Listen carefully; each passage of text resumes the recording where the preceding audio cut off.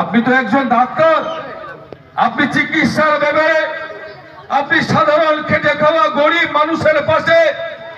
যদি বছরে একদিন হলে 5 বছরে 5 দিন এলাকায় এলাকায় ঘুরে আজকে যদি ফ্রিতে আজকে চিকিৎসার ব্যবস্থা করতেন তাহলে হয়তো মানুষ আপনাকে আশীর্বাদ করত, কিন্তু আপনি তো সেটা করলেন না। 5 বছর ভোট নিয়ে পরিযায়ী পাখির মতো বিজেপির সেই পরিযায়ী নেতার মতো আপনি কি আপনার দিল্লিতে বসে থাকলেন? জলপাইগুড়ির মানুষরা দুর্যোগ দুর্ভোগ এই করোনা মহামারীর মধ্যে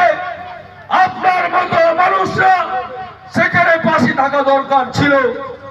15 থেকে 17 কোটি টাকা আপনি পেয়েছেন, উন্নয়ন আপনি করতে পারেননি। জলপাইগুড়ির মানুষের 100 দিনের টাকা যখন কেন্দ্রীয় সরকার আটকে রাখছে, আবাস যোজনার টাকা কেন্দ্রীয় সরকার যখন আটকে রাখছে, জলপাইগুড়ির রাস্তা প্রধানমন্ত্রী সড়ক যোজনা যখন আটকে রাখছে, আজকে ডক্টর জয়ন্ত রায়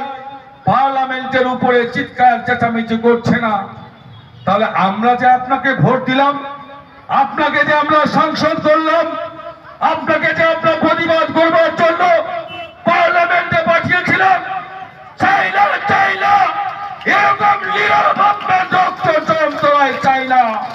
এরকম পার্লামেন্টে গিয়ে একটা কোণের মধ্যে লুকিয়ে থেকে জলপাইগুড়ির মানুষের দাবি দাবাগুলোকে আজকে তিনি কিন্তু আপনাকে মানুষকে গুরুত্ব দিলেন না।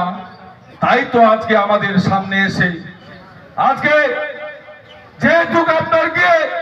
আমার রাজ্য সভাপতি জনাব মুশারফ সাহেব বসে আছেন, আমি আপনাদের